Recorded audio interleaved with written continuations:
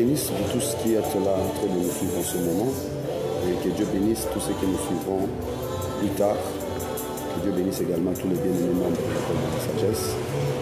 Nous sommes aujourd'hui samedi 2 juillet 2022.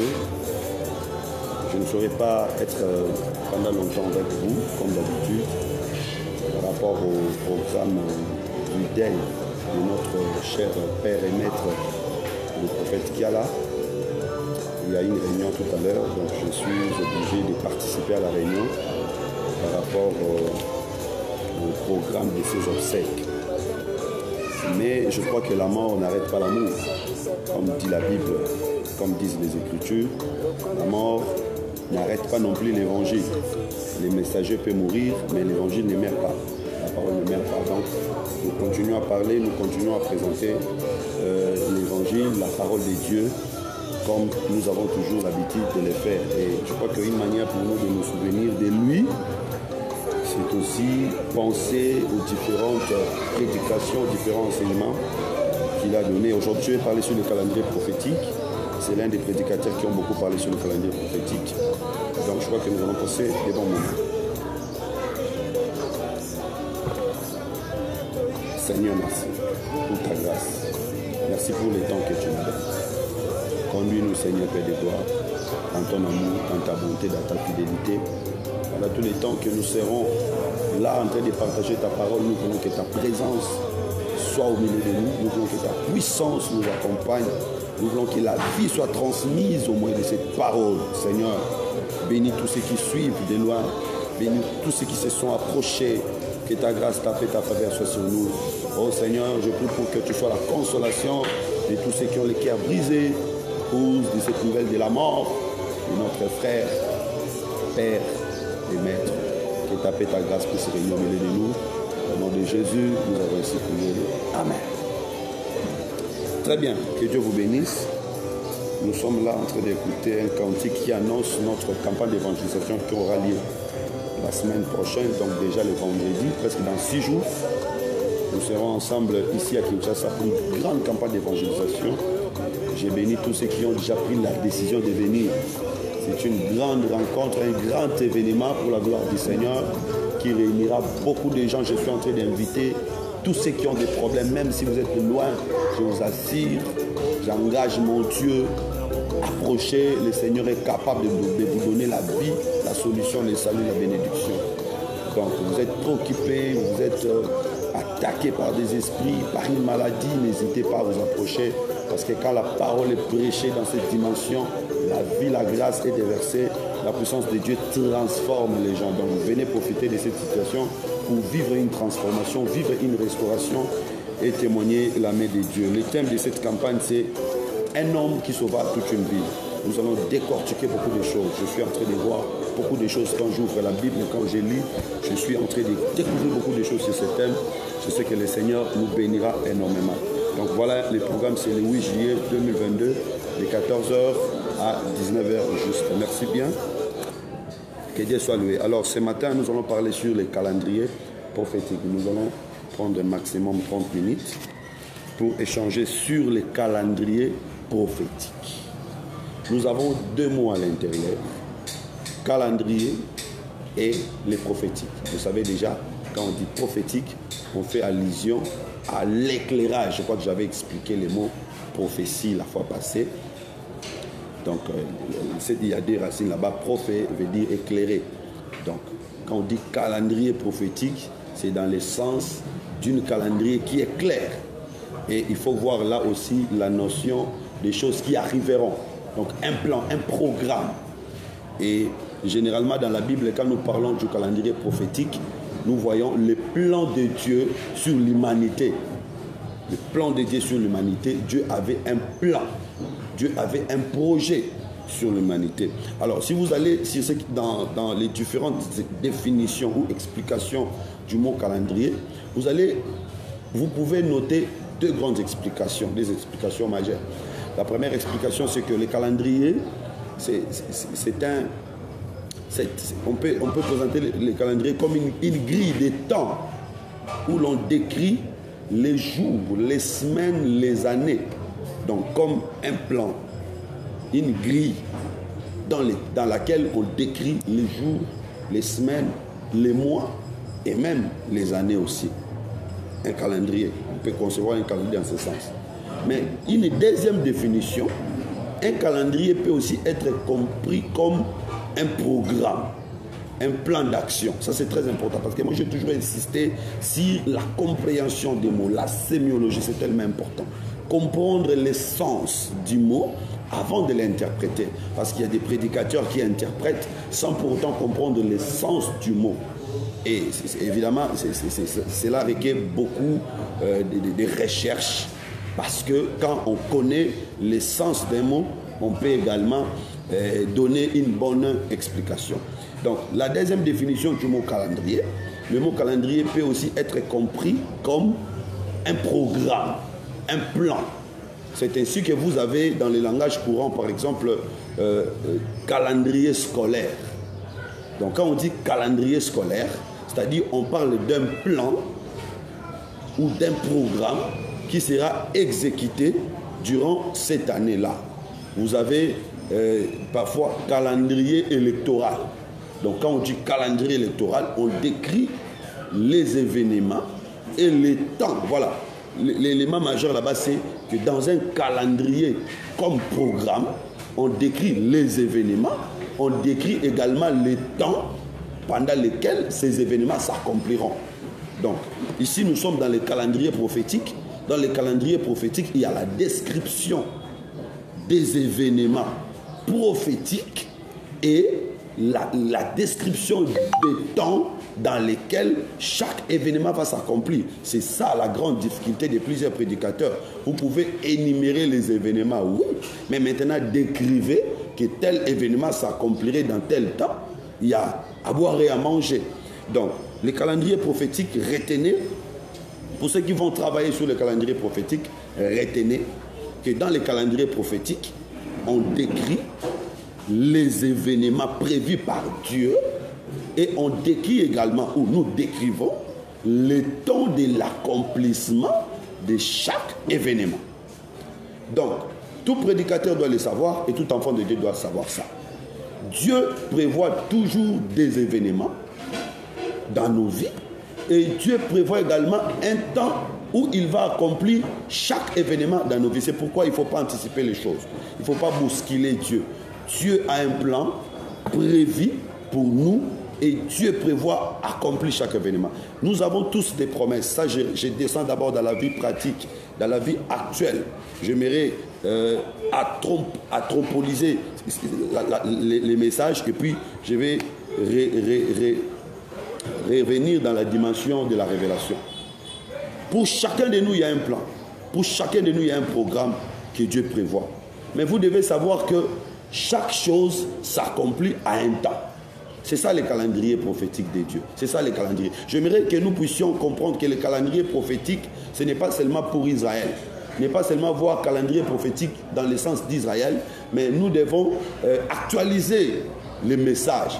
Que chacun de nous sache aussi que dans sa vie, il y a un calendrier de Dieu. Dieu a un calendrier, Dieu a un programme. Sache qu'il y a un moment où Dieu prévoit où tu vas te marier, un moment où Dieu prévoit où tu auras des enfants, un moment où chaque chose, des choses que tu cherches, des choses que tu demandes, Dieu les accomplit, chacune dans son temps prévu.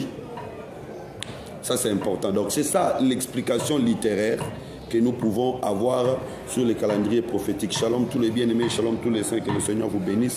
Soyez bénis, soyez bénis, soyez bénis. J'aimerais vous dire que Dieu a un calendrier pour chacun de vous. Chacun de nous, Dieu a un calendrier pour lui. Dieu a un programme pour lui. Alors, comment connaître son calendrier? Je suis dans Daniel chapitre 9. Daniel chapitre 9, verset... Je crois que je vais prendre le verset premier d'abord. Comment connaître son calendrier? Dieu a un calendrier pour toi. Dans le calendrier, notez qu'il y a des événements et le temps de l'accomplissement de chaque événement. Et attention, dans le calendrier, on prévoit même les budgets de réalisation de chaque événement. Et dans le calendrier, on prévoit aussi les agents qui vont travailler dans la réalisation de chaque événement. Ça, c'est très important. Et j'aimerais même vous dire, vous qui me suivez, il faut avoir des calendriers, que chacun de vous ait un calendrier. Nous sommes aujourd'hui le 2 juillet nous entrons dans la deuxième partie de l'année, dans le deuxième semestre de l'année. Ayez un calendrier, ayez un programme pour l'année, pour le deuxième semestre de l'année. Vous allez faire quoi? Vous allez le faire quand? Vous allez le faire avec quels moyens? Vous allez le faire avec qui? Ça, c'est important. Ça, ce n'est pas Dieu qui viendra le faire à votre place, mais c'est vous. Vous devez le faire, vous devez planifier et Dieu va appuyer ce que vous êtes en train de projeter. Alors, nous sommes dans les livres de Daniel. Daniel chapitre 9, verset 1er. Darius, fils d'Exerce, de la race des Méders, fut établi sur le trône du royaume de Chaldée. La première année de son règne, moi, Daniel, j'ai considéré dans les livres le nombre des années que l'Éternel avait indiqué au prophète Jérémie et pendant lesquelles Jérusalem devait rester en ruine, c'est-à-dire 70 ans. Alors, je me tournai vers le Seigneur Dieu pour le prier et pour lui adresser des supplications en gênant et en portant un habit de toile de sac et en me recouvrant de cendres. Voilà. Donc, Daniel a commencé par lire. Qu'est-ce que Daniel a lu? Daniel a lu le prophète Jérémie. Vous comprenez déjà ici qu'un prophète lit toujours un autre prophète. Un prophète ne combat jamais un autre prophète, mais un prophète lit toujours un autre prophète. J'aimerais ici profiter de cette occasion pour adresser une pensée pieuse à notre cher prophète qui venait de nous quitter. Quand je dis adresser une pensée pieuse à notre cher prophète, en réalité, ce n'est pas lui que je parle parce qu'il est déjà parti. Mais je me souviens de lui en public, à haute voix. Et donc, un prophète ne lit qu'un autre prophète. Si quelqu'un a l'esprit prophétique, il ne peut que consulter un autre prophète. Donc, je crois que ce n'est pas aujourd'hui le temps de nous entretuer. Ce n'est pas aujourd'hui le temps de nous haïr, mais c'est plutôt le temps de nous aimer, parce que la vie est courte. La mort du prophète Kiala nous montre comment est-ce que la vie est courte. Comment est-ce que le calendrier prophétique ne dépend pas de nous, n'est pas tenu par nous, mais ce calendrier est tenu par Dieu. Le calendrier de la vie des prédicateurs et des fidèles n'est pas tenu par les hommes, mais ce calendrier est tenu par Dieu. Les décisions ne sont pas prises par les hommes, mais les décisions sont prises par Dieu. Donc, le peu de temps que nous avons sur la terre, nous devons plus les passer en nous aimant qu'en nous haïssant. C'est tellement important. Aujourd'hui, tout le monde est en train de pleurer, tout le monde est en train de regretter. Mais, bien aimé, je préfère que nous puissions nous aimer vivants. Je préfère que nous puissions nous encourager vivants. Ça serait une bonne chose. Aimez-moi pendant que je suis en vie, moi, votre frère Mbaya. Aimez-moi pendant que je suis en vie. Montrez-moi que vous m'aimez pendant que je suis en vie. Je sais que vous n'êtes pas toujours d'accord avec moi. Oui, mais cela ne fait pas de moi votre ennemi. Et moi, parfois, je ne suis pas d'accord avec vous sur tel ou tel point. Cela ne fait pas de vous mes ennemis. De la même manière, notre prophète qui venait de nous quitter, il y a des gens qui n'étaient pas d'accord avec lui aussi sur tel ou tel point. Mais cela ne faisait pas d'eux leur ennemi. Et donc voilà. Et finalement, on se rend compte qu'on a perdu quelqu'un qui était très cher. Quelqu'un qui était très important. Une grâce qui ne reviendra plus. Une grâce qui ne réapparaîtra plus. Parce que chacun de nous est unique. Chacun de nous est unique. Donc, aimons-nous vivants. Pendant que nous sommes encore vivants, aimons-nous. N'attendons pas que quand quelqu'un meurt, ah voilà, il était ceci, il était cela. Mais quand il était là, qu'est-ce qu'on disait de lui? Qu'est-ce qu'on disait de lui? Quand il était là, qu'est-ce qu'on faisait de lui? Nous avons encore beaucoup d'autres prédicateurs vivants. Ils sont encore là. Je crois que ça, parce qu'à chaque circonstance, Dieu nous enseigne. À chaque circonstance, Dieu nous prêche. Dans cette circonstance, Dieu nous a enseigné, Dieu nous a prêché. Une disparition brusque, brutale d'une personne tellement importante, d'une grâce tellement profonde, tellement édifiante. Et finalement, on se rend compte que tiens, on venait de perdre quelqu'un. C'est maintenant qu'on se rend compte que tiens, nous venons de perdre quelqu'un. Mais, attention, il y a encore d'autres qui sont là. Il y a encore d'autres qui sont là. Aimons-nous vivants. Je crois que les choses qui nous divisent ne sont pas plus fortes que les choses qui nous unissent. Arrêtons de nous entretuer pour des points de vue. quelqu'un qui ne voit pas comme moi, quelqu'un qui ne comprend pas comme moi, sur un point de vue, j'ai fait de lui son ennemi. Mais qui suis-je, moi? Qui suis-je pour faire de celui-là mon ennemi parce qu'il ne comprend pas comme moi, parce qu'il ne voit pas comme moi, parce qu'il ne confesse pas comme moi? Qui suis-je, moi? Et certaines choses sur lesquelles nous nous appuyons n'ont même pas d'impact sur le salut. Des choses qui ne peuvent pas empêcher quelqu'un d'hériter le ciel. Mais nous nous entretuons sur ces choses-là. Arrêtons ça. Voyons l'essentiel. L'essentiel, c'est Christ qui nous a sauvés. La Bible dit, crois au Seigneur Jésus-Christ, tu seras sauvé. Le salut, c'est en croyant en Christ. Les détails, les organisations, la manière de faire, la manière de dire, la manière de penser, la manière de réfléchir. Et quand on parle de l'unité de la foi, l'unité de la foi, ce n'est pas la manière de penser, la manière de réfléchir. La foi, ce n'est pas ce que nous disons. Et quand on dit le salut est au nom de Jésus-Christ, ce n'est pas J-E-I-S-S, non, c'est le principe de Christ, la parole de Christ dans son ensemble, la doctrine de Christ basée sur l'amour et le pardon. Et donc aujourd'hui, je me rends compte que la mort nous fait penser à beaucoup de choses, mais la vie nous aveugle. La vie nous aveugle, mais la mort nous fait penser à beaucoup de choses. Apparemment, maintenant, la mort nous ouvre les yeux. La vie est en train de nous aveugler. Puisque Jean Willy est encore vivant, je suis aveuglé. Je ne sais pas voir les qualités de Jean Willy. Mais c'est la mort de Jean Willy qui va ouvrir mes yeux pour voir les qualités. Non! Ça c'est... Non! Pensons à voir les qualités de quelqu'un quand il est encore vivant. De toutes les façons, personne ne sera 100% crédible ici. Tout le monde aura toujours une tache noire sur nous. Mais je sais que le Seigneur est mort pour nous, pour que nous soyons sauvés, pour que nous soyons purifiés, pour que nous soyons sanctifiés. Que les choses rentrent en ordre. Que la vie nous ouvre les yeux pour que nous puissions voir les biens des autres.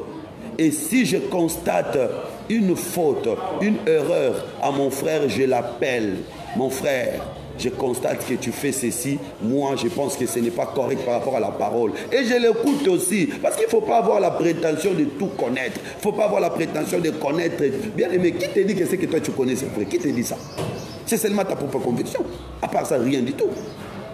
Alors, il ne faut pas avoir la prétention que c'est ce que moi je sais, c'est ce qui est vrai, à part moi, personne d'autre ne sait, si tu ne dis pas comme moi. Mais qui es-tu, mon frère?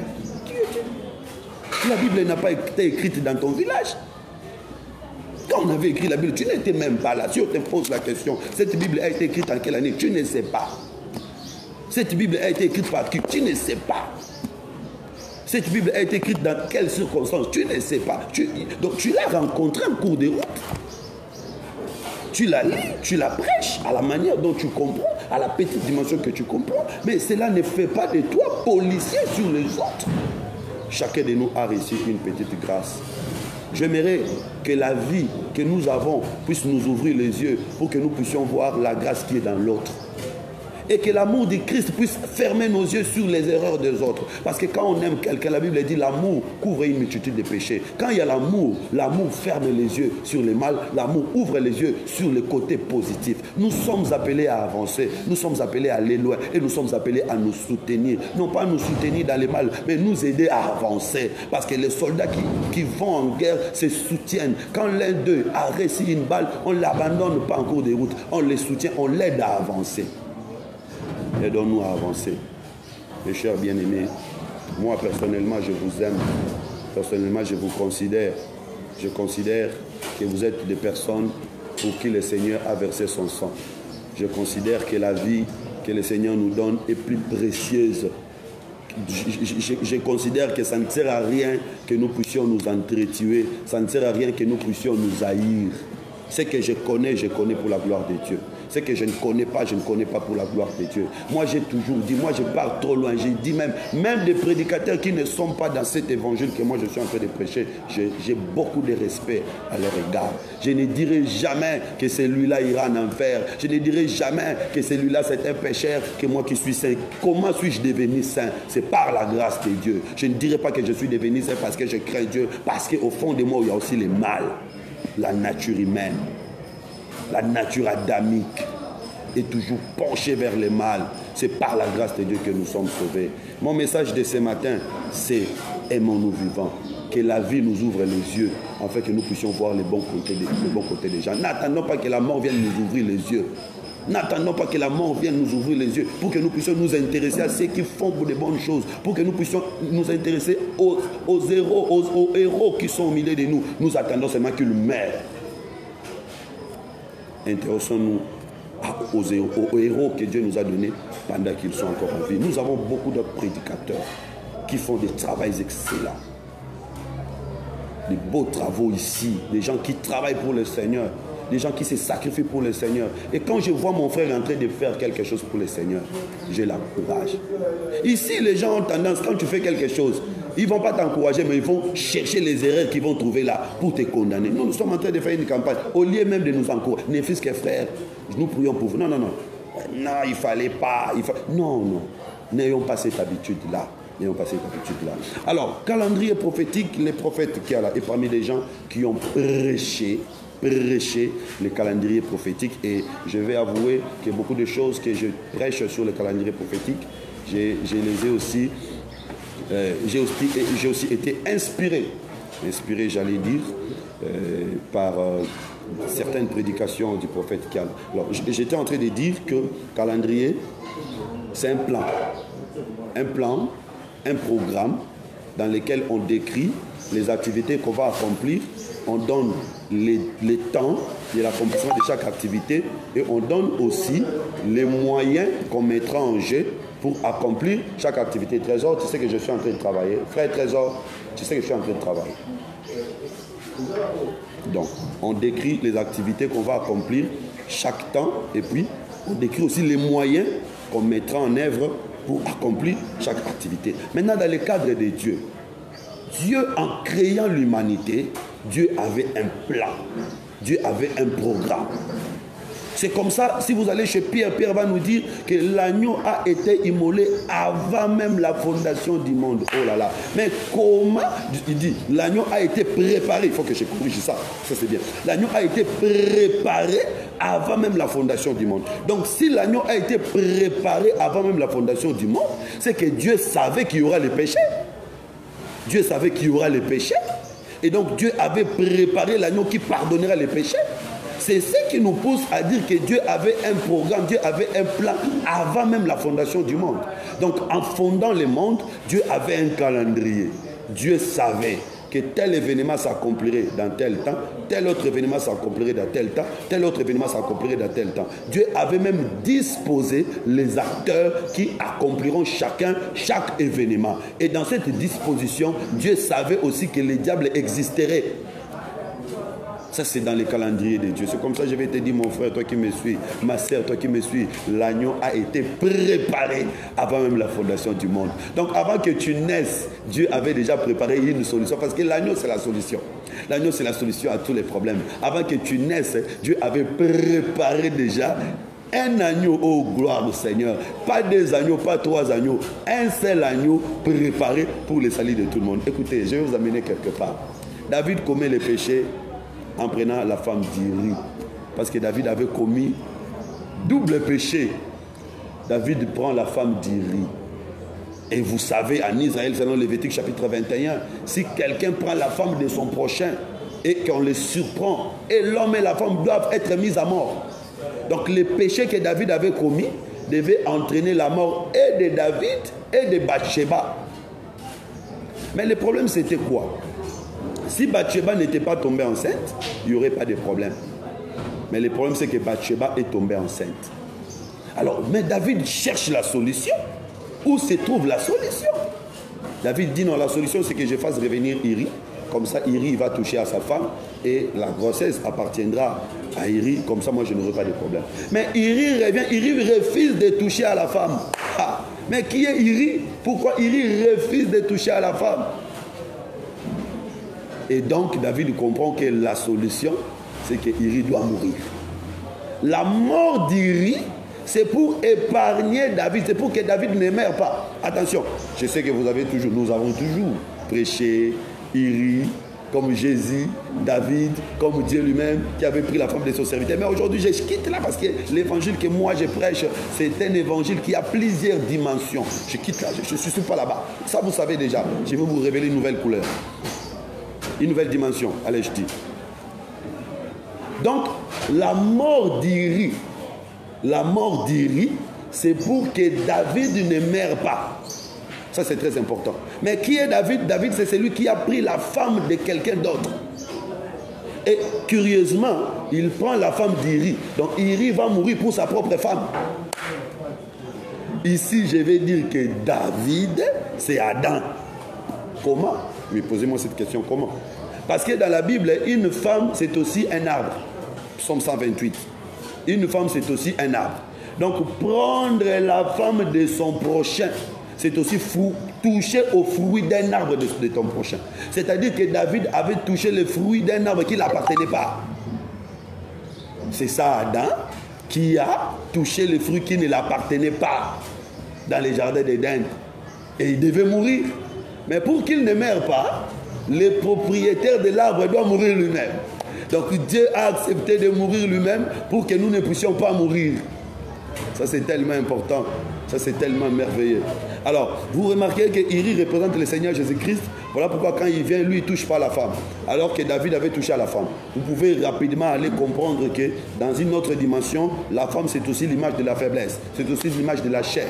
C'est pour dire seulement que Jésus qui était venu sur la terre n'avait pas touché au désir de la chair. N'avait pas accompli les désirs négatifs de la chair. Voilà pourquoi c'est lui qui était digne de mourir pour que nous soyons épargnés. Et comprenez ici que la mort d'Iri sauve et David et Bathsheba. Oui, rapidement nous pouvons dire que David et Bathsheba, c'est aussi Adam et Ève qui sont sauvés par la mort d'une telle personne. Et j'aimerais te dire, bien-aimé, l'agneau qui a été préparé depuis même avant la fondation du monde pour que nous soyons sauvés, c'est le Seigneur Jésus-Christ. Donc le véritable Iri, c'est le Seigneur Jésus-Christ. Mais où est-ce qu'il va mourir? Il va mourir dans l'effort du combat. Il va mourir dans la première ligne. Voilà pourquoi sur la croix de Golgotha, c'est lui qui devait aller à la première ligne. C'est-à-dire tous les autres devaient retourner en arrière. Lui devait aller à la première ligne pour nous sauver. Et si vous allez même en profondeur, posez-vous la question, qui était Iri? Vous allez comprendre que Iri était un étranger en Israël. On dit Iri l'Héthien. Il était un mercenaire. Ah, ça c'est merveilleux. Il était un mercenaire. Alléluia. Que Dieu me bénisse, mes bien-aimés. Nous sommes à l'école de la sagesse. Il faut parfois des choses très fortes comme ça. C'est important. Donc Iri était un mercenaire. Iri comme mercenaire, c'est l'image de Christ qui était un soldat étranger qui est venu combattre sur la terre. Parce qu'en réalité, Jésus n'était pas israélite. Jésus était étranger chez les Israélites. Voilà pourquoi on disait, nous avons compris maintenant que tu es un étranger et tu es un démon. Il a dit, je n'ai pas un démon, mais il n'a pas régné qu'il n'est pas étranger. Donc, c'est le Seigneur Jésus qui est venu combattre. Voilà pourquoi il ne pouvait pas toucher à la femme. Il est mort pour que nous soyons sauvés. Et donc, nous disons qu'il a été préparé avant même la fondation du monde. C'est pour montrer seulement que depuis la préparation, depuis l'éternité, Dieu avait un plan. Dieu avait un programme. C'est comme ça que je t'ai dit aussi dans ta vie. Tout ce qui t'arrive peut paraître comme un hasard pour toi, mais pour Dieu, il y a un plan, il y a un programme. Et moi, je vais te dire, Dieu connaît même des personnes providentielles qu'il va t'envoyer pour accomplir telle chose, telle chose. Je te dis, ma soeur, Dieu connaît un homme providentiel qui va t'envoyer pour que tu puisses vivre en paix avec lui. Mon frère, serviteur, Dieu connaît les serviteurs qu'il va t'envoyer pour que tu puisses travailler en paix avec eux. Et c'est comme ça. Le problème, c'est que tu dois faire comme Daniel, rentrer dans la prière, lire la Bible et rentrer dans la prière. Pour comprendre la volonté de Dieu, pour comprendre les calendriers de Dieu, Daniel, qu'est-ce qu'il a fait? Daniel a lu les Écritures, Daniel s'est prolongé dans la prière, Daniel a gêné. Dieu te révèle sa volonté. Il révèle même les temps qu'il a prévus pour l'accomplissement de chaque chose. Il révèle aussi les moyens qu'il mettra en œuvre pour l'accomplissement de chaque chose. Mais il révèle également les ennemis. Parce que dans le calendrier de Dieu, il y a aussi des ennemis. Alors si vous allez chez Abraham, vous allez trouver aussi un calendrier. Dieu lui dit, sache que ta postérité ira en captivité pendant 400 ans, mais la quatrième génération, je descendrai. C'est un calendrier. Si vous allez encore chez Néhémie, vous allez également trouver un calendrier. Le roi lui fixe une date, le roi lui fixe un temps, le roi lui donne les moyens pour aller exécuter un plan précis. Donc, toutes ces choses-là, en réalité, la Bible est anthropocentrique, je l'ai toujours dit. Cette Bible, elle est christocentrique, mais aussi anthropocentrique. Comprenez les termes. Christocentrique, c'est-à-dire la Bible parle de Christ, mais aussi la Bible parle de l'homme. Et donc, quand on parle, par exemple, de la reconstruction de Jérusalem, ne voyez pas Jérusalem physique, la reconstruction de Jérusalem parlait de l'homme qui devait être reconstruite. Donc, quand on fait un calendrier pour la reconstruction de Jérusalem, cela est en train de parler sur le plan de la reconstruction de l'homme, de l'humanité. Je t'ai dit, toi, tu as de la valeur plus que les jardins d'Éden là. Toi, tu as plus de valeur que ça. Tu as plus de valeur que Jérusalem physique. C'est comme ça. Je vais également vous révéler quelque chose. Le peuple babylonien, quand ils sont venus, parce que vous savez qu'Israël a été divisé en deux parties, ici je suis dans l'histoire, en 722 avant Jésus-Christ, les Assyriens sont venus, ils ont frappé le royaume de Samarie, ils ont amené les Samaritains en captivité, ils ont annexé Samarie à Syrie. Ils ont annexé, donc Samarie était devenue une province de la Syrie. Ceux de Juda sont restés. Et 200 ans après, donc 522 avant Jésus-Christ, les Babyloniens sont venus. Et les Babyloniens, quand ils sont venus, ils ont amené captif le peuple de Juda. Qu'est-ce qu'ils ont fait? Ils ont détruit les temples. Ils ont incendié les temples. Mais c'est quoi les temples? Répondez avec moi, c'est quoi les temples? Les temples, c'est la maison de Dieu. Dieu habite dans les temples. Donc quand on a brûlé les temples, on a brûlé Dieu. Et ils ont pris les ustensiles du temple et ils ont amené en captivité. Parce que vous savez, dans la civilisation ancienne, il y avait les guerres de Dieu. Il y avait toujours des guerres de Dieu. C'est comme ça même quand David attaque Goliath. Goliath a maudit David au nom de ses dieux. David aussi a dit que c'est au nom de l'Éternel des armées que je t'attaque. C'était la guerre de Dieu. Et même quand Moïse va pour libérer le peuple d'Israël de la captivité en Égypte, Dieu dit à Moïse, je jugerai aujourd'hui les dieux de l'Égypte. C'est comme ça, j'ai toujours dit, FARDC, quand vous allez au combat, vous devez savoir avec quel Dieu vous partez. Avec quel Dieu vous partez. Parce que la guerre est d'abord la guerre des dieux, avant d'être la guerre des hommes. Et toi aussi, mon frère, ma soeur, quand tu combats ou quand tu es combattu, il faut savoir tu es avec quel Dieu, tu combats avec quel Dieu. Moi, je n'ai jamais eu peur d'être combattu, parce que nous sommes combattus à tout moment, même quand nous ne faisons rien, on nous combat. Mais je suis confiant parce que je sais que je combats avec un Dieu. Donc la guerre est d'abord la guerre des dieux avant d'être la guerre des hommes.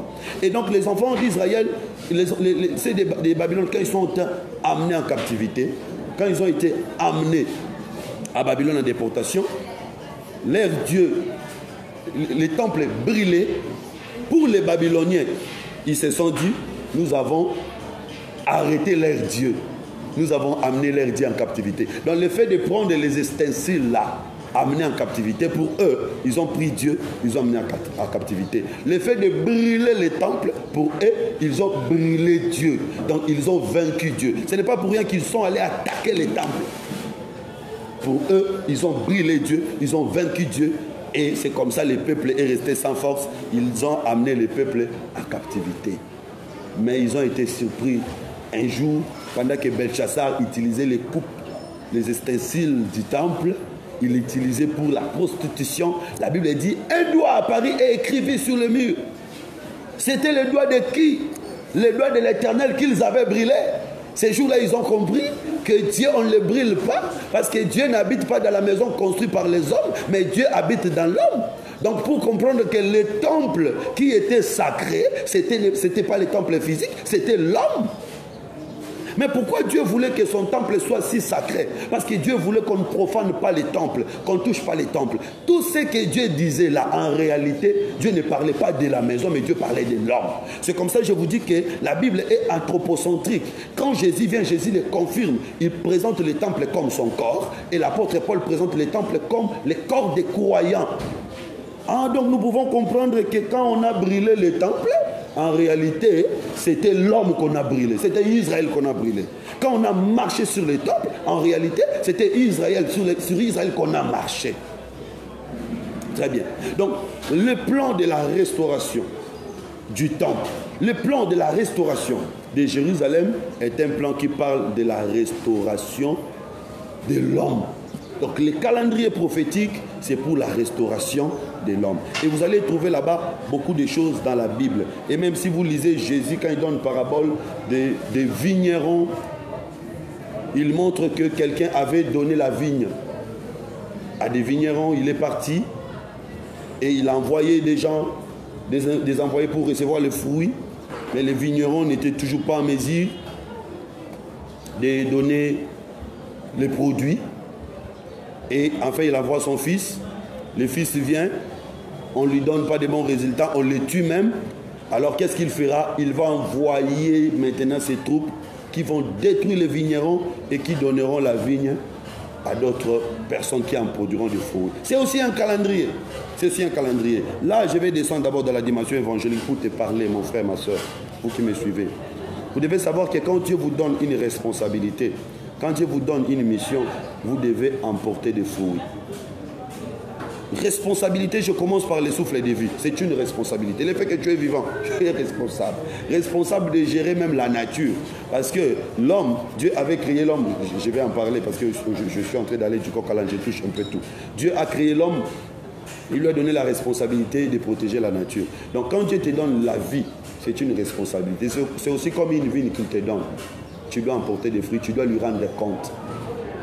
Quand Dieu te donne un travail, tu dois emporter le fruit, tu dois lui rendre compte. Quand Dieu te donne une femme, quand Dieu te donne des enfants, quand Dieu te donne un mari, quand Dieu te donne une église, quand Dieu te donne un pasteur, tout ce que Dieu te donne, c'est comme la vigne qu'il te donne, tu dois emporter des fruits. Et ces fruits doivent être pour la gloire de Dieu. C'est comme ça. Tu dois vérifier si ton travail porte des fruits pour la gloire de Dieu. Tu dois vérifier si ton ministère, parce qu'il y a des ministres dédiés qui ne travaillent plus pour Dieu, mais qui travaillent pour eux-mêmes. Les ministres de Dieu qui travaillent pour eux-mêmes. Les ministres de Dieu qui prêchent pour eux-mêmes. Qui sont devenus plus orgueilleux que le diable même. En ce moment-là, tu ne travailles plus pour Dieu, tu travailles pour toi-même. Tu ne portes plus des fruits pour Dieu, mais pour toi-même. Il y a des fidèles qui ne travaillent plus pour Dieu. Alors, chacun de nous doit porter les fruits et savoir qu'un jour, le Seigneur viendra chercher le fruit. Et quand le Seigneur viendra chercher les fruits, nous devons rendre compte. Ça, c'est très important. Mais ici, on est en train de parler d'Israël. C'est à Israël qu'on avait donné la vigne.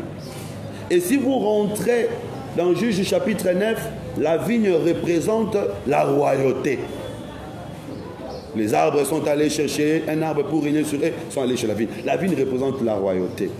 Et donc, quand on dit qu'on a donné la vigne à Israël, en réalité, Dieu avait donné le royaume à Israël. Dieu avait donné le royaume à Israël.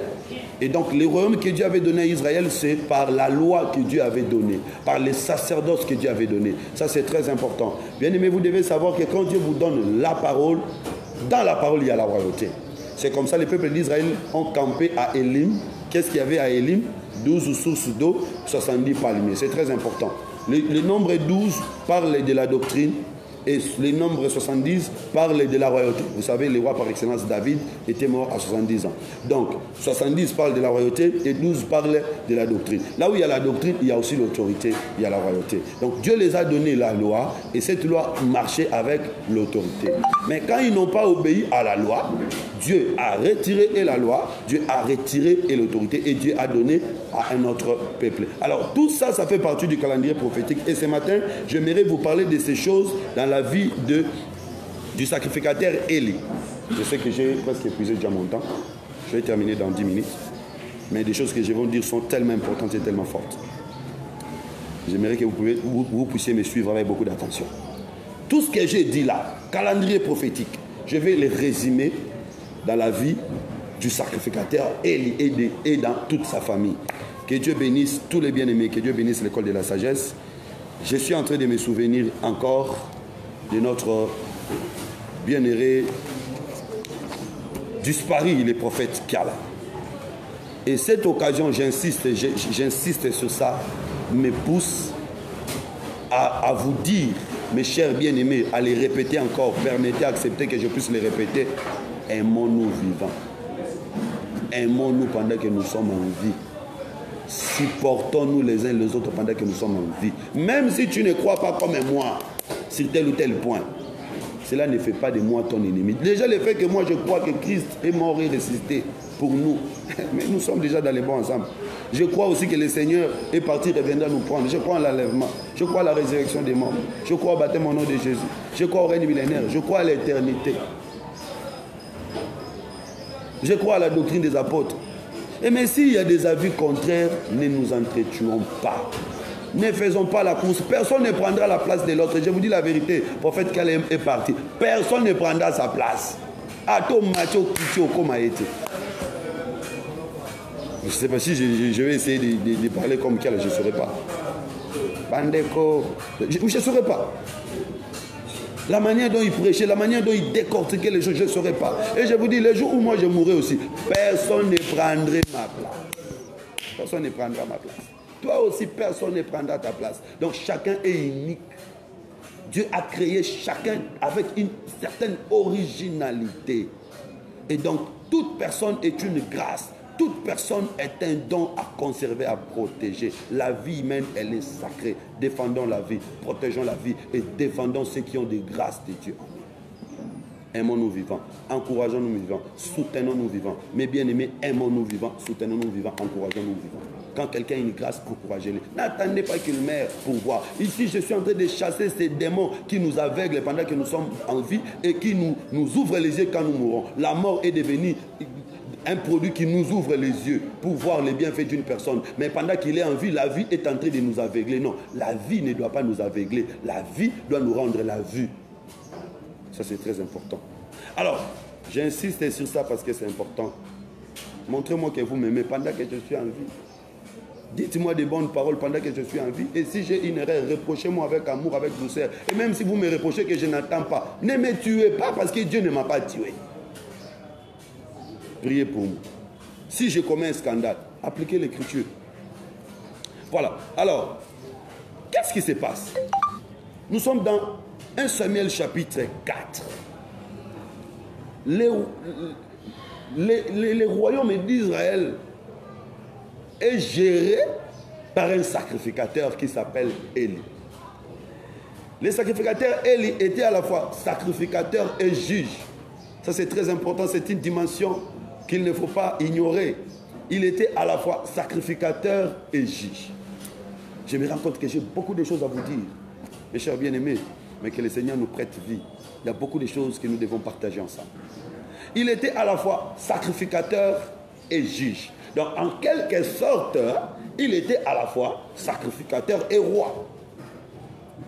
Parce que toutes les affaires du peuple, c'est lui qui tranchait, c'est lui qui décidait et c'est lui qui faisait également l'expiation pour le peuple. Et ces sacrificateurs avaient des fils. Malheureusement, les deux fils du sacrificateur n'honoraient pas Dieu. Et donc, Dieu se décide de punir les sacrificateurs ensemble avec ses deux fils. Qu'est-ce qui va se passer? Les sacrificateurs vont mourir le même jour que ses deux fils. Donc 3 personnes sont mortes le même jour. 3 hommes sont morts le même jour. Et à la mort de ces 3 hommes, l'arche va aller chez les Philistins. Ça c'est très important. Non seulement l'arche va aller chez les Philistins, le sacerdoce sera ravi à leur famille, le sacerdoce sera donné à une autre famille. Ça aussi c'est très important. Alors j'ai dit que ça c'est un plan, c'est un programme, c'est le calendrier prophétique. Ça c'est le calendrier prophétique. Ici je vais présenter la maison d'Élie comme la maison d'Israël. Parce que la Bible montre que Élie avait vieilli. Or, vous savez que si vous lisez Hébreu dit que les sacerdoces lévitiques avaient vieilli. Donc ici, nous pouvons comprendre que Israël, qui avait un sacerdoce, mais ces sacerdoces avaient vieilli. Et dans ces sacerdoces, il y avait 2 fils.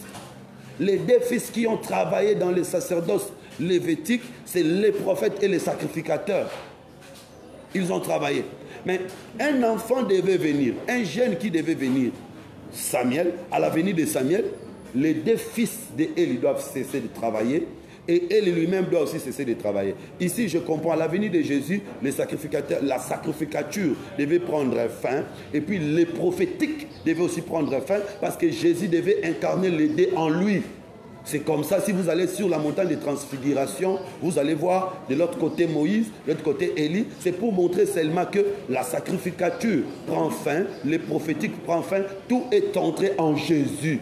Voilà pourquoi aujourd'hui, et les prophétiques et la sacrificature entrent en Jésus. Donc aujourd'hui, dans les ministères, nous avons la sacrificature et les prophétiques. Un ministre de Dieu est à la fois sacrificateur, mais aussi prophète. Alors que dans leur temps, c'était séparé. Donc vous comprenez. C'est-à-dire, la maison d'Élie, qui va perdre la sacrificature, c'est l'image d'Israël. Dieu va les retrancher, les royaumes. Pourquoi? Parce qu'ils n'ont pas obéi, parce qu'ils n'ont pas appliqué. Et Dieu va prendre ces royaumes, il va donner à un autre peuple. Alors ici, nous pouvons comprendre que le dépouillement, Dieu est en train de dépouiller Israël. Je vais un peu parler sur les dépouillements. Non pas dans le sens de polémique, parce que je sais qu'il y a une polémique, il y a une polémique sur les dépouillements. Je ne suis pas dans des polémiques, je suis dans l'enseignement. Je vais parler sur les dépouillements. Dieu a dépouillé Israël. Dieu a dépouillé Israël du sacerdoce. Israël avait le sacerdoce. Dieu a dépouillé Israël du sacerdoce pour donner à Samuel. Mais qui est Samuel? Samuel est de la tribu d'Éphraïm. Rien à voir avec le sacerdoce. Mais c'est lui qui deviendra sacrificateur. Et c'est lui qui deviendra aussi juge. Donc c'est lui qui remplace. C'est-à-dire que la sacrificature quitte la famille de Lévi pour aller dans une famille qui n'est pas de Lévi. Cela était une prophétie qui montrait que Dieu quittera Israël, il viendra chez nous. Que Dieu vous bénisse. Alors, bien-aimés, vous devez noter ça. Peut-être que je vais vous expliquer ça dans d'autres occasions. Le monothéisme est essentiellement hébreu. C'est eux qui sont les premiers peuples monothéistes. Le monothéiste a des dimensions. Le monothéisme a des dimensions chez les Hébreux. Il y a le monothéisme exclusif et le monothéisme inclusif. Notez ça. Je vais vous expliquer au fur et à mesure. Monothéisme exclusif veut dire quoi? Israël pensait qu'à part lui, aucun autre peuple n'a Dieu, aucun autre peuple ne peut connaître Dieu. Donc, ils avaient un monothéisme exclusif. Mais attention, parmi eux, il y a aussi de ceux qui pensaient que Dieu peut ouvrir une brèche pour que les autres puissent croire à ces dieux uniques. C'est ça, le monothéisme inclusif. Et donc, le monothéisme inclusif, c'est ce que Paul prêchait. Et Paul a été combattu par les frères de Jérusalem. Et même s'il était mort, c'était à cause de ça. Et le monothéisme inclusif, c'est ce que moi aussi je prêche. Je prêche toujours le monothéisme inclusif. Je crois que les dieux que nous avons fait toujours des ouvertures pour appeler vers lui-même les gens qui sont à l'extérieur. Ils peuvent vous croire, ils peuvent venir. C'est comme ça, je suis toujours ensemble avec ceux qui sont à l'extérieur, avec l'espérance qu'ils pourront un jour croire à l'évangile que nous sommes en train de prêcher. Alors, c'est ce qui s'est passé. À la mort de ces trois personnes, l'arche va aller chez les Philistins. Cet acte-là, et il y a une quatrième personne qui était morte. Il faut noter parce que les gens ignorent ça. Les trois qui sont morts le même jour parlent de la loi, parce que la loi était représentée dans le chiffre 3. Moïse lui-même, un symbole de la loi, a été tiré les eaux au 3e mois. Donc la loi est symbolisée par le chiffre 3. Et donc les trois personnes qui sont mortes le même jour, c'est le symbole de la loi. Mais il y a une quatrième personne qui était morte aussi. Qui était morte, c'est Israël. Le jour où la loi, le jour où Dieu a mis fin à la loi sur la croix de Golgotha, le peuple d'Israël comme peuple était aussi mort. Comme peuple était aussi mort. Mais en mourant, il y a un enfant qui était sorti. L'enfant qui est sorti, c'est ça le groupe des apôtres. Et cet enfant a été appelé Ichabod. La gloire est partie. C'est-à-dire que les apôtres qui sont sortis d'Israël ne sont pas une gloire pour Israël, mais ils sont devenus une gloire pour nous, les nations. C'est comme ça, nous pouvons expliquer de plusieurs manières les passages bibliques des Cantiques qui dit « Ma vigne à moi, je ne l'ai pas gardée, mais mes frères m'ont fait gardien des vignes des autres. » Ici, nous pouvons également présenter les apôtres qui sont devenus gardiens de l'Église. Alors que leur peuple est dans la chair, ils ne les ont pas gardés. Et même nous, les ministres de Dieu aujourd'hui, nous ne sommes pas des ministres tribales, mais nous sommes ministres chargés de s'occuper du corps du Christ. Donc vous voyez ici le dépouillement d'Élie c'est le dépouillement d'Israël. Dieu dépouille Israël, il prend la gloire qui était à Israël, il donne à un autre peuple. Samuel représente le Seigneur Jésus-Christ. Donc quand Christ vient, parce qu'Élie était là, ses fils commettaient des abominations, il gardait toujours la royauté et les sacerdoces. Mais quand Samuel grandit, ils ne vont plus garder la royauté et les sacerdoces. Alléluia. Bien aimé, j'aimerais que Samuel grandisse en toi. Si Samuel grandit en toi, Dieu va dépouiller tous ceux qui commettent l'abomination et les sacerdoces sera donné à celui qui mérite. Chacun de nous doit développer Samuel en lui. Parce qu'ici, Samuel représente le Seigneur Jésus-Christ. Aussi longtemps que Christ était né en Israël, la loi continuait à régner. Aussi longtemps que Christ n'avait pas encore atteint 30 ans, la loi continuait à régner. Mais quand Christ grandit, quand il atteint 30 ans, quand il reçoit l'Esprit dans les Jourdains, la loi ne régnera plus. Vous voyez? Donc Dieu va dépouiller la maison d'Élie pour donner les sacerdoces à un autre peuple. Mais qui joue le pont? C'est la venue de Samuel, c'est la venue de Jésus-Christ. Et la même chose s'est encore produite dans 1 Samuel chapitre 22, verset 18 à 19. 1 Samuel 22, 18 à 19, c'est Saoul maintenant qui va tuer les sacrificateurs et toute sa famille. Et si vous faites les recherches, vous allez découvrir que les sacrificateurs qui ont été tués, à peu près 80 quelques sacrificateurs qui ont été tués, ils sont membres de la famille d'Élie. Parce que Dieu avait dit que je vais enlever la sacrificature de ta famille, je donnerai à un autre peuple. Donc la prophétie de Dieu s'accomplit de plusieurs manières. Bien aimé, il faut faire très attention. C'est comme ça, pour ceux qui ont l'habitude de suivre l'école de la sagesse, je vous dis toujours qu'il y a des accomplissements partiels et des accomplissements totaux des prophéties. Les prophéties ont des accomplissements cycliques. C'est-à-dire que ça s'accomplit maintenant, ça va encore s'accomplir, ça va encore s'accomplir, c'est comme ça. Donc, Dieu a commencé par dépouiller la famille d'Élie par la mort de ces 3 personnes. Mais dans 1 Samuel chapitre 22, Dieu a encore dépouillé la mort de la famille d'Élie. Cette fois-là, c'est par le départ de David. Alors, la famille d'Élie ici continue à représenter toujours Israël.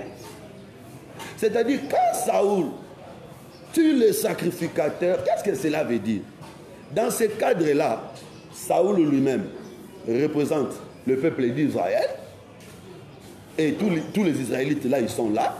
Parce que je vais également un jour vous expliquer la différence entre Juda et Benjamin. Attention, Juda et Benjamin ne sont devenus un seul royaume que quand David est venu. Quand David est régné, avant que David règne, Juda et Benjamin n'étaient pas un seul royaume. Je vais vous expliquer ça. Je sais que plusieurs personnes ne savent pas. Et beaucoup de personnes auront tendance à contester. Mais je vais vous expliquer ça. Je vais même vous montrer que David et ses frères sont allés combattre comme des mercenaires et non comme des soldats de cette nation-là. Je vais vous expliquer ça plus tard. Je vais vous montrer. Donc, Saoul et tout le peuple de Benjamin avaient avec eux les sacrificateurs, les sacerdoces. Mais quand David quitte leur territoire, David prend le pain de proposition, il s'en va avec. Saoul prend la décision de tirer tous les sacrificateurs. Curieusement, tous les sacrificateurs qui ont été tués étaient de la famille d'Élie. Donc c'est pour accomplir la malédiction que Dieu avait donnée, que Dieu avait dit. Mais ce qui nous intéresse par rapport au calendrier prophétique, c'est pour dire quoi? Quand David quitte, la sacrificature doit aussi prendre fin. Ça, c'est important. Ici, David qui part, c'est le symbole de Jésus-Christ qui quitte Israël. Parce que vous savez, Jésus dans Matthieu 23, il dit, Jérusalem, Jérusalem, vous qui tuez les prophètes. Il dit, vous ne me verrez plus jusqu'à ce que vous allez dire, béni soit celui qui vient au nom de l'Éternel.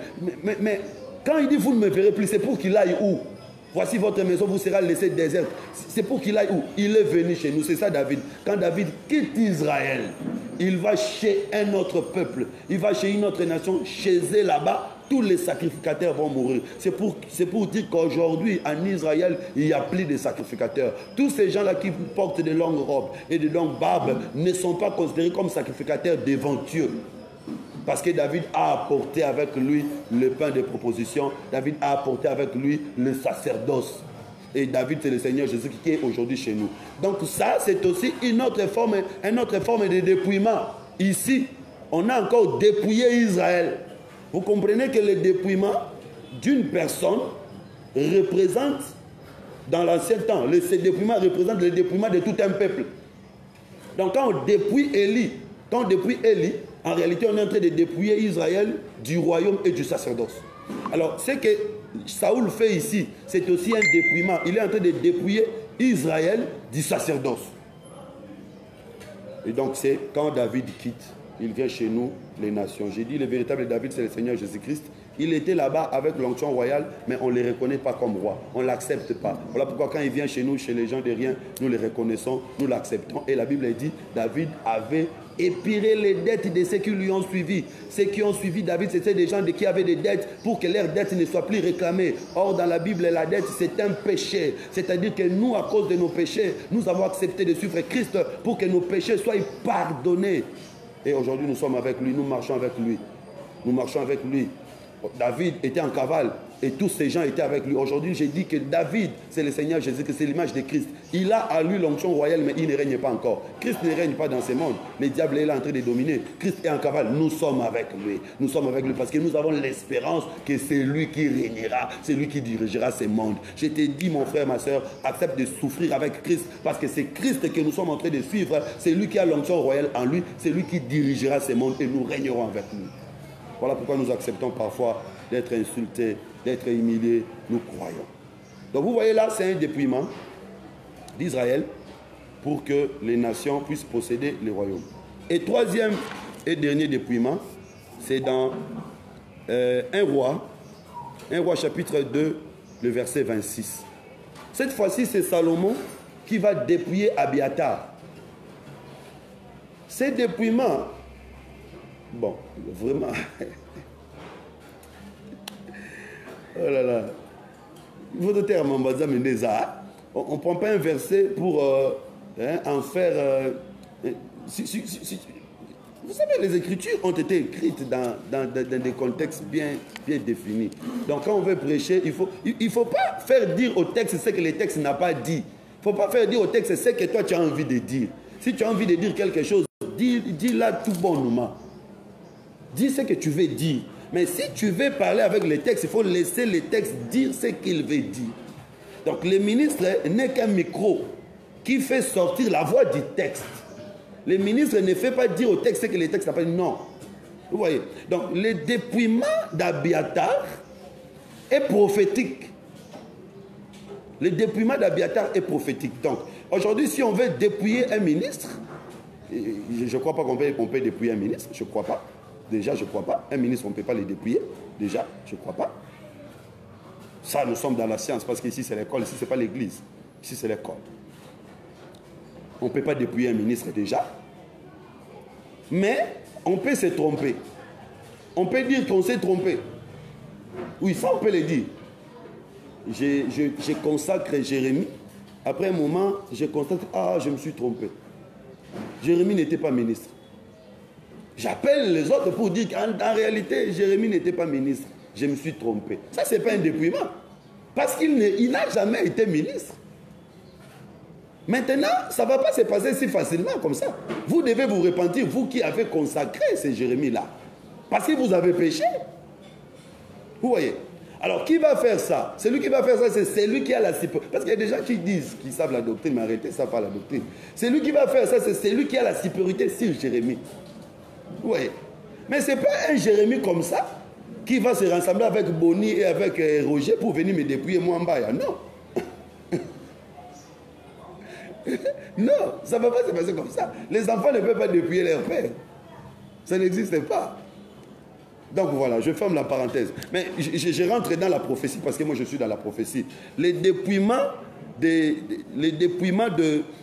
d'Abiathar, c'est la continuité de ce que Dieu avait dit. Parce qu'Abiathar est aussi fils d'Élie. Quand on a tué les sacrificateurs par Saoul, Abiathar a échappé. Abiathar a pris fuite. Mais la parole de Dieu l'a poursuivi. Donc le dépouillement d'Abiathar, c'est l'accomplissement de ce que Dieu avait dit à Élie, que je vais enlever le royaume dans ta famille pour donner à une autre famille, à un autre peuple. Mais quand est-ce qu'on va dépouiller Abiathar? C'est quand le fils va monter sur le trône. Donc aussi longtemps que le père était sur le trône, Abiatar exerçait, mais quand le fils monte sur le trône, Abiatar sera dépouillé. Directement, nous comprenons que Abiatar, comme Israël, aussi longtemps que le père régnait, Israël était là avec le sacerdoce, mais quand le père cède le pouvoir au fils, Abiatar, que Israël doit être dépouillé. Et c'est Tchadok qui va prendre les sacerdoces. Ça, c'est merveilleux. Parce que pour ceux qui savent faire des recherches, vous allez comprendre que Tchadok est un sacrificateur qui a des origines douteuses. En toutes. De vraiment, si Tchadok est vraiment de la tribu de Lévi, mais c'est lui qui va prendre les sacerdoces. Et si vous faites attention dans les mots Tchadok, parce que c'est de l'hébreu, vous allez trouver Sédek à l'intérieur. Je vais vous parler de ça peut-être plus tard. Donc, plusieurs exégètes bibliques disent qu'il était étranger. Il était étranger, mais on lui confie le sacerdoce en Israël. Et c'est lui qui a gardé le sacerdoce jusqu'à ce que le Messie était venu. Ça, c'est important. C'est pour dire que quand le Fils vient, le Fils va prendre les sacerdoces qui se trouvaient entre les mains d'un peuple, il donne à un autre peuple. Donc le dépouillement d'Abiatar, c'est pour montrer seulement qu'Israël a perdu les sacerdoces. Le sacerdoce est venu chez nous. J'aimerais dire, bien aimé, dans le calendrier de Dieu, tout est prévu. Un temps pour chaque chose, un temps pour chaque peuple. Jacob aura Léa, Jacob aura aussi Rachel. Je vais te dire, ce que tu manques aujourd'hui, demain tu l'auras. Parce que dans le calendrier de Dieu, il a prévu qu'il va te donner. Si Dieu donne à ton frère quelque chose, ne sois pas jaloux contre lui. C'est dans le plan de Dieu, c'est dans le calendrier de Dieu. Si Dieu permet que ton frère réalise un travail qui réussit, acclame. Si Dieu donne une grâce à un frère, acclame. Parce que le tout viendra où il te donnera aussi. Ça ne sert à rien de combattre l'autre. Aujourd'hui, nous avons perdu le prophète Méda. J'attends ceux qui le combattaient et prêchaient comme lui. Vous voyez que vous ne saurez pas. Ça ne sert à rien de combattre quelqu'un. Parce que s'il n'est pas là, tu ne vas pas prendre sa place, tu ne sauras même pas donner. Et je vous dis la vérité, je ne suis pas en train de prophétiser le malheur, mais je vous dis, ma ministre est Bélé. Maté Silien. La ministre Bélé Cop et Sili. La mort du prophète qu'il y a là, c'est la mort de plusieurs ministres. Je vous dis la vérité. Boroyoka. Maté Abou. Mais il y a des gens qui ne prêchaient que quand il y a la prêche. Il y a des gens qui ne pouvaient prêcher que si qu'il y a la prêche. Et il y a des gens qui ne pouvaient croire que si c'est qu'il y a la qui dit. Vous voyez, tout ça, ça doit nous enseigner. Tout ça, ça doit nous enseigner. Le ministère, c'est une source. Une source qui a aussi besoin d'être arrosée, bien sûr.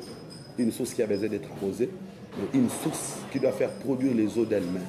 Je bénis vous tous qui étaient là ce matin pour suivre ces partages de la parole. Que Dieu bénisse. Une pensée pieuse à notre prophète.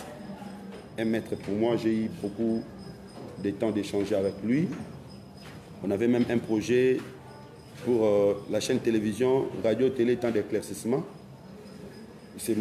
J'avoue que c'est moi qui ai fait un peu de retard parce que j'étais occupé, parce que je devais lui faire les projets comme j'ai fait pour les autres ici, les autres chaînes qui sont ici.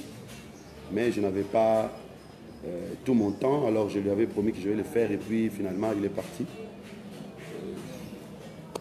Que la gloire soit rendue à Dieu. Mais je crois que les temps d'éclaircissement, si les compagnons du prophète Kiala sont là, on peut toujours relancer les projets. Je vais m'impliquer pour que même après lui, que nous puissions faire les projets radio-télévision, parce que c'est un projet d'une radio-télévision satellitaire qui pouvait atteindre le monde entier. Temps d'éclaircissement pour éclaircir. C'est le projet qu'on avait avec lui. Et Dieu voulant, on va le faire par la grâce de Dieu. Merci beaucoup. Donc, j'ai dit l'essentiel. Ceux qui vont travailler sur le calendrier prophétique pourront comprendre qu'il s'agit des temps et de l'accomplissement de chaque événement dans son temps. Merci.